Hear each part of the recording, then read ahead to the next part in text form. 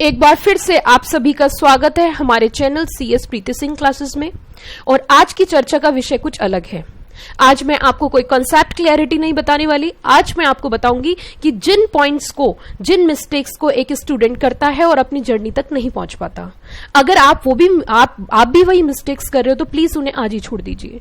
मेरा उद्देश्य इस वीडियो को बनाने का यही है कि जो स्टूडेंट्स ऑल ओवर इंडिया के किसी भी सिटी, किसी भी कोने में है, तो वो इन मिस्टेक्स को ना करें, क्योंकि ये मिस्टेक करने से आपका समय बर्बाद हो सकता है और आपकी डिग्री रुक सकती है। ये जो वीडियो है, ये सिर्फ एक CS एंट्रेंस या एग्जीक्यूटिव या प्रोफेशनल के लिए नहीं है। ये हर उस बच्चे के लिए जो CS फ्रैटर्निटी, CS कोर्स से जुड़ा हुआ है। थोड़ा सा मैं अपने बारे में बता देती हूँ। Myself CS Preeti Malik Singh, by qualification BCom, MCom, CS and LLB। Last 10 years I am indulge in the teaching profession. और मैं इन तीनों लेवल के बच्चों को बहुत नजदीक से देखती हूँ, बहुत बारीकी से देखती हूँ। कारण उसका एकदम साफ है, क्योंकि मैं तीनों लेवल पे ही क्लास लेती हूँ, चाहे वो प्रोफेशनल लेवल हो, चाहे वो एग्जीक्यूटिव हो या फिर फाउंडेशन हो। लेकिन आज मेरा उद्देश्य आपको कोई कॉन्सेप्ट सिखाना नहीं है। आज मेरा उद्देश्य है आपको वो चीज बताना, उस चीज से रोकना जो शायद आप करने जा रहे हो या आप कर रहे हो। देखिए, मेहनत हर कोई कर रहा है, मेहनत हर स्टूडेंट कर रहा है, लेकिन हर किसी को अपनी मंजिल नहीं मिल रही या हर कोई वो क्रैक नहीं कर पा रहा। ऐसे क्या कारण है कि आप CS क्रैक नहीं कर पा रहे या आपको क्या क्या प्रॉब्लम्स आ रही है? तो देखिए, पॉजिटिव तो बात करनी ही करनी है। मैं पॉजिटिव ही कर रही हूं या नेगेटिव नहीं कर रही, लेकिन कहीं ना कहीं आपको जागरूक करने के लिए वीडियो है, ताकि आप इन मिस्टेक्स को बार बार ना दोहराएं। और आज ये जो क्लास, ये जो सेशन मैं ले रही हूँ, ये इस बेसिस पे ले रही हूँ क्योंकि मैंने ये सब प्रॉब्लम्स फेस करी हैं। कोर्स के दौरान जब एक पर्सन कोर्स करता है तो बहुत सारी प्रॉब्लम्स फेस करता है। उसी के साथ साथ कुछ पिछले 10 सालों से टीचिंग प्रोफेशन में हूं, तो मैं ये चीज देख भी रही हूँ। तो कहीं ना कहीं उन दोनों जोड़ को मिला के हम इस मुकाम पे पहुंचे कि बच्चों को कहीं ना कहीं गाइड कर सके। जो प्रॉब्लम वो फेस कर रहे हैं, जो वो मिस्टेक कर रहे हैं, वो मिस्टेक रिपीट ना करें। तो देखिए, बिना ज्यादा टाइम लेते हुए, बहुत ज्यादा टाइम मैं आपका नहीं लूंगी, बहुत कम शब्दों में अपनी बातों को यहाँ पे आप तक पहुंचाऊंगी, लेकिन आप इस वीडियो को अंत तक देखें। और इसी तरीके की, इसी से कनेक्टेड वीडियो के लिए आपको अगर और मोटिवेशनल क्लासेस चाहिए, क्योंकि मैं डेली बेसिस कहीं ना कहीं इस पे काम कर रही हूं, तो आप इस चैनल को सब्सक्राइब करिए, ताकि समय समय पे आपको ये सब क्लासेस मिलती रहे। चलिए, तो हम अपने टॉपिक की ओर बढ़ते हैं। हमारा आज का जो मुद्दा है, हमारा आज का जो टॉपिक है, वो है कि एक CS स्टूडेंट क्या क्या मिस्टेक करता है। देखिए, अगर सबसे पहली बात करें, स्किप वेरियस टॉपिक्स, इस पे हम चर्चा कर लेते हैं। स्किप वेरियस टॉपिक्स, अगर स्किप वेरियस टॉपिक्स की हम बात करें, क्या होता है? आप सभी जानते हो कि CS कोर्स में बहुत सिलेबस है। मतलब सिलेबस का अगर दायरा देखें तो डूब के जाना है। बहुत बहुत सिलेबस होता है। तो वो जब इतना सारा सिलेबस होता है, तो जब बच्चा पढ़ता है तो उससे फ्रस्ट्रेट हो जाता है, और फ्रस्ट्रेट होने की वजह से वो कोशिश करता है कि मैं कुछ टॉपिक्स छोड़ दूं, मैं कुछ चैप्टर्स छोड़ दूं, मैं डिटेल में पढ़ाई ना करूं, मैं ये टॉपिक छोड़ दूं, मैं वो टॉपिक छोड़ दूं, मैं ये चैप्टर छोड़ दूं। तो वो छोड़ने में ज्यादा विश्वास करने लगता है, और जैसे वो छोड़ने की ओर आगे बढ़ता है, तो प्रोफेशनल कोर्स में जो आप छोड़ के जाते हो, जो आप स्किप करके जाते हो, वही आपके एग्जाम का क्वेश्चन होता है। ये एक सबसे बड़ा मुद्दा है। तो इसका मैम, ये मिस्टेक मैंने बताई, अब मैं इसका सॉल्यूशन भी बताऊंगी। साथ के साथ मैं आपको इसकी प्रॉब्लम भी सॉल्व करूंगी। मिस्टेक है, लेकिन इस मिस्टेक का क्या सॉल्यूशन है, ये भी हमें जानना जरूरी है। देखिए, स्किप वेरियस टॉपिक्स की अगर हम बात करें, तो इसमें क्या किया जाए? इसके लिए आपकी जो सॉल्यूशन है वो ये है कि टॉपिक एक भी मत छोड़ो। टॉपिक छोड़ना ही नहीं चाहिए। ये एक प्रोफेशनल कोर्स है और इसमें कहीं से भी एग्जाम में आ जाता है। मान के चलिए, आपने एक चैप्टर में एक टॉपिक छोड़ा और 10 चैप्टर में 10 टॉपिक छोड़े और 10 के 10 पे क्वेश्चन आ गया। इस चीज का क्या भरोसा है कि क्वेश्चन नहीं आएगा? क्वेश्चन तो बेटा कहीं से भी आ सकता है, किसी भी टॉपिक से आ सकते, प्रोफेशनल कोर्स है।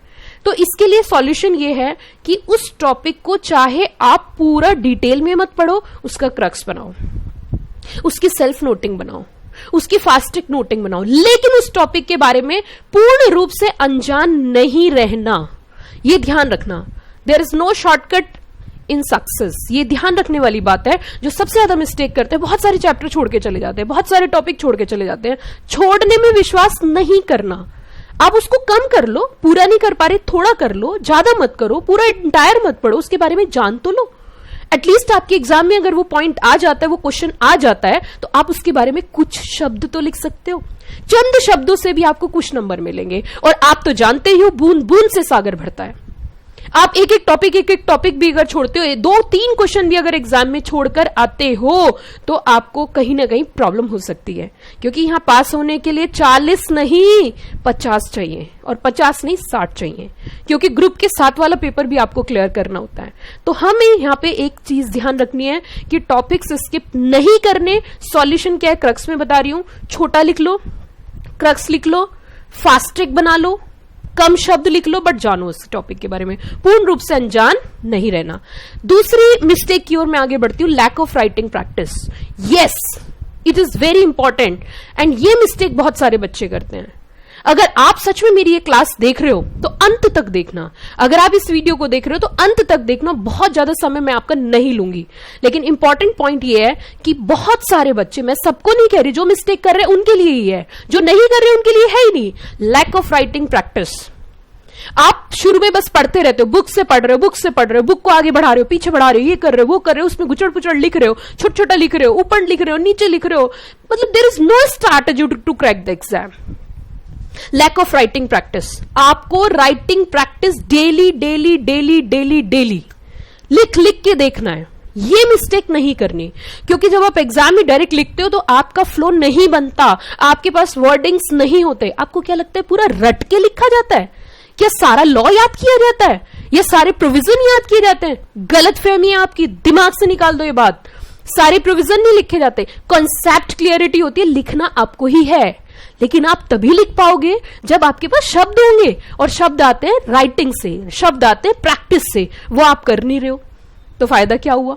तो लैक ऑफ राइटिंग प्रैक्टिस, ये भी एक बहुत बड़ी मिस्टेक सीएस स्टूडेंट करता है। तो अगर आप ये मिस्टेक कर रहे हो तो इसका सॉल्यूशन यही है, आज ही और अभी, अब से ही आपको लिख लिख के देखना है। बहुत अच्छा पॉइंट बताना चाहूंगी इसमें। क्या होता है कि जब आप कोई चैप्टर पढ़ रहे हो, आपने वो पूरा चैप्टर पढ़ लिया, लेकिन आपको क्या पता वो आपको पूरा चैप्टर आता है नहीं आता है। पास्ट एग्जाम के क्वेश्चंस उठाओ, 2 क्वेश्चन सॉल्व करके देख लो, और उन क्वेश्चंस को ये नहीं कि काली कॉपी में रफ रजिस्टर में लिख लिया। तरीका होना बहुत जरूरी है, स्ट्रैटेजी होना बहुत जरूरी है सीएस को क्रैक करने के लिए। उसके लिए आप क्या कर सकते हो, आप कुछ व्हाइट पेपर्स ले सकते हो, या कोई प्रॉपर रजिस्टर बना सकते हो हर सब्जेक्ट का, ताकि आपके एग्जाम के टाइम पे, जब आप एग्जाम देने जाओगे, जब एग्जामिनेशन सेंटर तक आप जाओगे, बस से जाओगे, गाड़ी से जाओगे, स्कूटर से जाओगे, बाइक से जाओगे, पानी के जहाज से जाओगे, हवाई जहाज से जाओगे, जिससे भी आप जाओगे, आपको कुछ समय मिलेगा। उस दौरान अपनी राइटिंग में लिखे हुए हर चैप्टर के 2-2 क्वेश्चन भी अगर आप देख लेते हो, तो उनमें से बहुत सारे क्वेश्चन आ जाते हैं। तो lack of writing practice. Are you got the point everybody? May I proceed? देखिए नेक्स्ट पॉइंट की ओर बढ़ते हैं। ये भी एक बहुत बहुत बड़ी मिस्टेक है, not prepared self fast track noting. Fast track noting, ये तो मूल मंत्र है। इसे तो रट लो, इसे तो इतना रट लो कि अगर आपको सीएस बनना है तो इस पे तो, सॉरी ये ट्रैक की स्पेलिंग गलत हो गई है, मैं बता देती हूं। ऐसा नहीं है मुझे स्पेलिंग नहीं आती, आई एम कॉन्वेंट एजुकेटेड। सुनिए ध्यान से, फास्ट ट्रैक नोटिंग की अगर हम बात करें तो आपको फास्ट ट्रैक नोटिंग प्रिपेयर करनी है। अब फास्ट ट्रैक नोटिंग क्या होती है? बच्चे करते क्या, इतनी मोटी मोटी किताब रखेंगे, स्कैनर रखेंगे, स्कैनर से रीड कर रहे, वो उनकी भाषा है। आपने अपनी भाषा में क्या लिखा? हर एक स्टूडेंट अपने आप में यूनिक है। अपनी नोटिंग डेवलप करो। अब तो टाइम भी है भाइयों बहनों मित्रों, अब तो टाइम भी है, अब तो समय भी है, इसका यूटिलाइजेशन करिए ना। चैप्टर की फास्ट ट्रैक नोटिंग बनाइए। फास्ट ट्रैक में ये नहीं कह रही पूरा लिखने बैठ गए, keywords, just to focus on the keywords, simple. Next one, no strategy for last time revision. Yes of course, आपके पास कोई रणनीति नहीं होती है इस एग्जाम को क्रैक करने के लिए, तो आप कर क्या रहे हो? कुछ नहीं पता। कोई बच्चा बुक से पढ़ रहा है, कोई आधा चैप्टर यहां लिख रखा है, आधा चैप्टर वहां लिख रखा है, एग्जाम टाइम पे 5-6 किताबें रख रखी हैं, इसकी नोट्स, उसका नोट्स, इसकी किताब, उसकी किताब, कंप्लीटली कंफ्यूज्ड।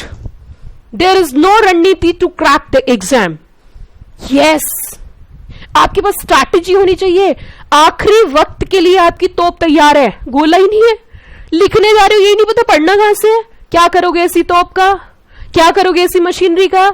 जिस समय लड़ने का वक्त आया उस समय बारूद ही नहीं है, क्या करोगे? तो आपकी रणनीति बहुत अच्छी होनी चाहिए कि आपको लास्ट मोमेंट पे किस चैप्टर को बुक से पढ़ना है, किस चैप्टर को सेल्फ नोट से पढ़ना है, किस चैप्टर को क्रक्स से पढ़ना है, ये आपको पहले ही तय करना है।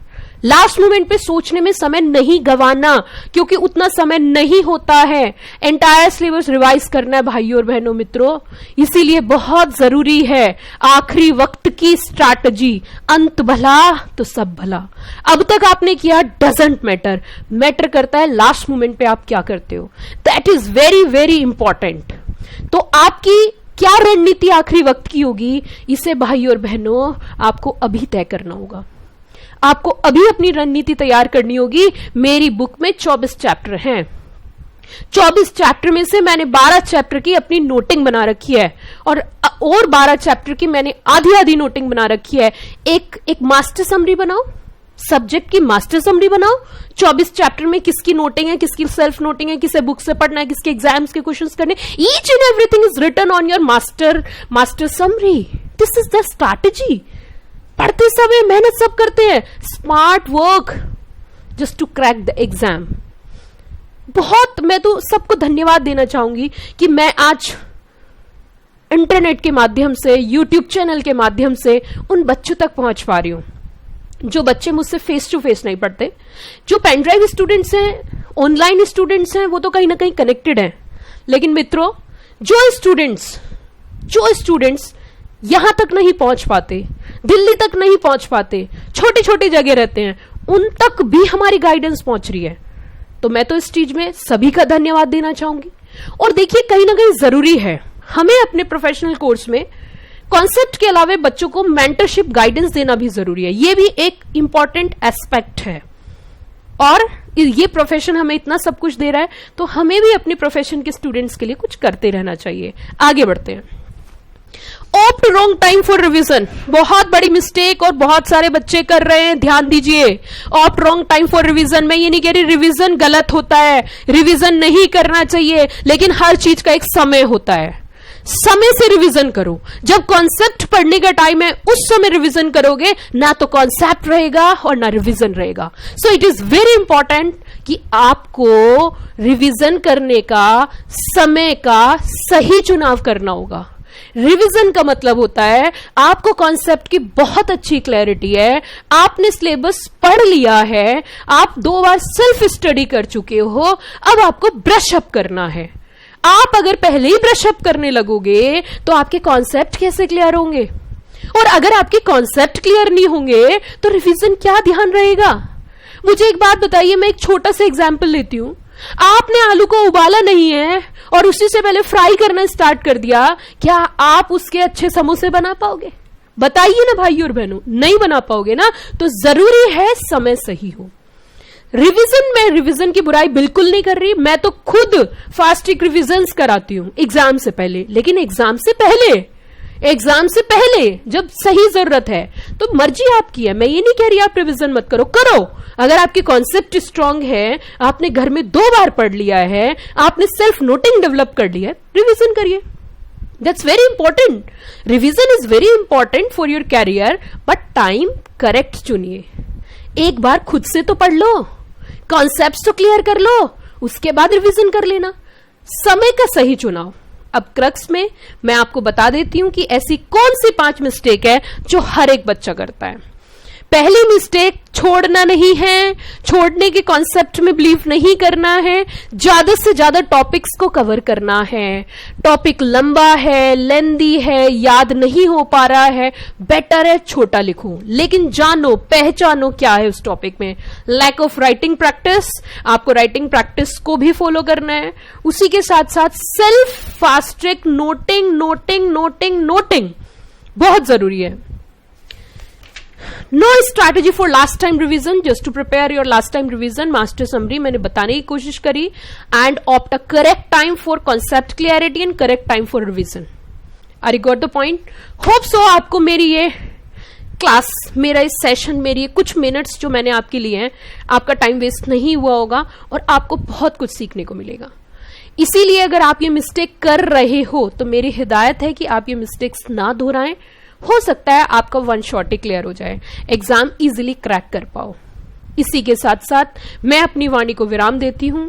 अगले वीडियो सेशन के लिए आप इंतजार करिए और हमारे चैनल को सब्सक्राइब करिए, CS Preeti Singh classes. Thank you, have a nice day.